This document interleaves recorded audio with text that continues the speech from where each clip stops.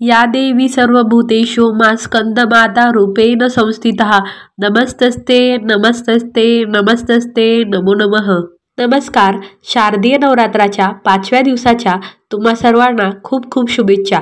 शारदीय नवरात्राचा 5वा दिवस हा स्कंदमाता देवीला समर्पित असतो। दुर्गा देवीच्या नवदुर्गा रूपांपैकी स्कंदमाता हे 5वे रूप आहे। स्कंदमाता देवी ही प्रेम आणि वात्सल्याचे प्रतीक आहे। देवीला स्कंदमाता हे नाव शिवपुत्र कार्तिकेयांवरून मिळालेले आहे। दुर्गा देवीने म्हणजेच पार्वतीने कुमार कार्तिकेयाला जन्म दिला तेव्हा ती स्कंदमाता म्हणून ओळखली जाऊ लागली। स्कंद म्हणजे कार्तिकेय, त्यावरून देवीला स्कंदमाता असे नाव पडले आहे। देवांचा सेनापती कार्तिकेय यांची स्कंदमाता ही माता होती।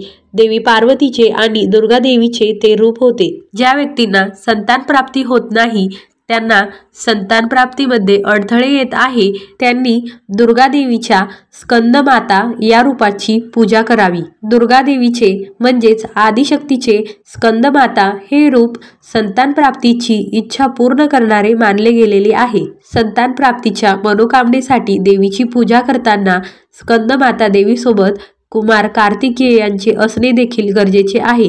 त्यांचीही पूजा करणे गरजेचे आहे। नवदुर्गेचे स्कंदमाता हे रूप चतुर्भुज आहे।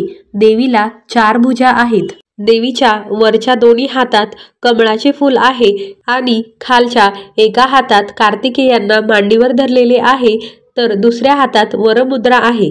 स्कंदमाता देवीच्या मांडीवर भगवान कार्तिकेय आहे, त्यामुळे देवीचे हे रूप मातृत्वाची जाणीव करून देणारे आहे। स्कंदमाता देवी ही सूर्यमंडळाची अधिष्ठात्री देवी आहे, त्यामुळे देवीचे वाहन हे सूर्य आहे आणि स्कंदमाता देवी ही कमळावरही विराजमान होते, त्यामुळे स्कंदमाता देवीला पद्मासना देखील म्हणतात। स्कंदमाता देवी ही हिमालयाची पुत्री पार्वती आहे, जिला गौरी माहेश्वरी असे देखील म्हटले जाते। शारदीय नवरात्रोत्सव 2025 मध्ये नवरात्राचा 5वा दिवस हा 27 सप्टेंबरला शनिवारी आलेला आहे आणि पंचमी तिथीची सुरुवात ही 26 सप्टेंबरला सकाळी 9:32 होणार आहे आणि पंचमी तिथीची समाप्ती ही 27 सप्टेंबरला दुपारी 12:03 होणार आहे। पंचमी तिथीला पूजेचा शुभ मुहूर्त हा सकाळी 7:42 पासून ते सकाळी 9:12 पर्यंत आहे आणि सायंकाळी पूजेचा शुभ मुहूर्त हा सायंकाळी 6:12 पासून ते सायंकाळी 7:42 पर्यंत असेल आणि या दिवशी अभिजित मुहूर्त हा सकाळी 11:38 पासून दुपारी 12:36 पर्यंत असेल। सूर्योदय हा सकाळी 6:12 होणार आहे आणि सूर्यास्त हा सायंकाळी 6:12 होणार आहे। या दिवशी राहू काळ हा सकाळी 9:12 पासून सकाळी 10:42 पर्यंत असेल। राहू काळामध्ये देवांची पूजा करू नये असे म्हटले जाते। आता या दिवशी स्कंदमाता देवीची पूजा करायची आहे, तर त्यासाठी आपण जिथे घटस्थापना केली आहे तिथे घटाची पूजा करायची आहे। देवीच्या फोटोची मूर्तीची पूजा करून घ्यायची आहे। तुमच्याकडे जर स्कंदमाता देवीची आणि भगवान कार्तिकेयांची मूर्ती किंवा फोटो असेल तर तुम्ही त्याची पूजा करू शकता।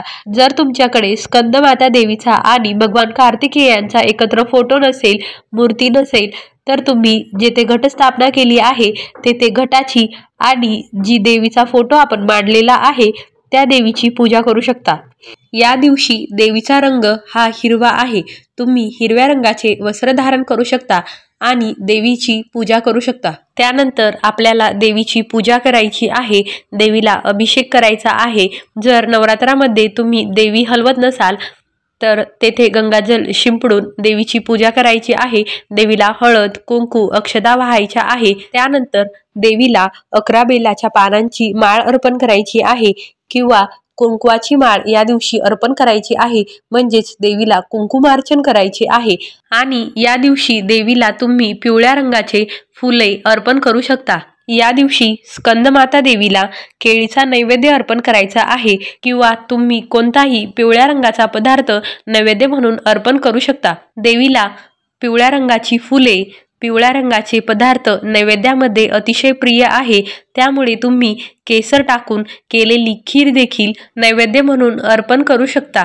देवीला पिवळ्या रंगाचे नैवेद्य अर्पण केल्यामुळे किंवा केळीचा नैवेद्य अर्पण केल्यामुळे आपले शरीर निरोगी राहण्यास मदत होते। जे भक्त देवीची मनोभावे पूजा करतात, देवीला नैवेद्य फूल अर्पण करतात, देवीची मनापासून सेवा करतात, त्यांच्यावर देवीची कृपा होते आणि घरात सुख, समृद्धी, धन, संपत्ती यांची भरभराट होते। देवीला केळीचा नैवेद्य अर्पण केल्यानंतर तुम्ही ती केळी नैवेद्य म्हणून वाटू शकता। तुम्ही ती गरजू लोकांना दान करू शकता। यामुळे शुभफलाची प्राप्ती होते। त्यानंतर धूप दीप लावून देवीची पूजा आरती करावी, देवीची कथा ऐकावी आणि त्यानंतर देवीचा मंत्रजाप करावा। स्कंदमाता देवीचे अनेक मंत्र आहे, ज्यातील पहिला आहे ओम देवी स्कंदमाताये नमः। त्यानंतर पुढचा मंत्र आहे ओम ए ह्री क्ली स्कंदमाताये नमः आणि देवीचा पुढचा मंत्र आहे या देवी सर्वभूतेषु मा स्कंदमाता रूपेण संस्थितः नमस्तस्ते नमस्तस्ते नमस्तस्ते नमो नमः। त्यानंतर पुढचा मंत्र आहे वंदे वांछित कामार्थे चंद्रार्धकृत शेखरम सिंहरूढा चतुर्भुजा स्कंदमाता यशस्विनीम। या मंत्रांचा तुम्ही 108 वेळेस देखील जप करू शकता। त्यानंतर देवीची विधिवत पूजा करून घ्यायची आहे आणि नंतर आपल्याला आपल्या उजव्या हातामध्ये एक फूल घ्यायचे आहे, त्याला हळद कुंकू अक्षदा वाहून घ्यायचे आहे आणि 1 चमचाभर पाणी त्याला अर्पण करायचे आहे आणि आपली जी काही मनोकामना आहे ती ते फूल हातात घेऊन देवीला सांगायची आहे, देवीला प्रार्थना करायची आहे आणि नंतर ते फूल देवीच्या चरणांपाशी वाहून द्यायचे आहे आणि देवीला इच्छापूर्तीसाठी प्रार्थना करायची आहे। देवीला सर्वांना सुखी ठेव, समृद्धी येऊ दे अशी प्रार्थना करायची आहे। यामुळे देवी आपली मनोकामना पूर्ण करेल आणि आपल्या कुटुंबातील वाद विवाद हेही नष्ट होण्यासाठी मदत होईल। आता स्कंदमाता देवीची कथा ऐकूया। तर पौराणिक कथेनुसार तारकासूर नावाचा एक राक्षस होता। त्याने घोर तपश्चर्या करून ब्रह्मदेवांना प्रसन्न केले होते। त्याने स्वतःला अमर होण्यासाठी ब्रह्मदेवांकडे वरदान मागितले। यावर ब्रह्मदेवांनी त्याला समजावले की जो जन्माला येतो त्याचे मरण निश्चित आहे, अमर होण्याचे वरदान हे कोणालाही मिळू शकत नाही। यावर तारकासूर निराश झाला आणि नंतर त्याने ब्रह्मदेवांना सांगितले की त्याला असे वरदान द्या की तो महादेवांच्या मुलाच्या हातून मरेल।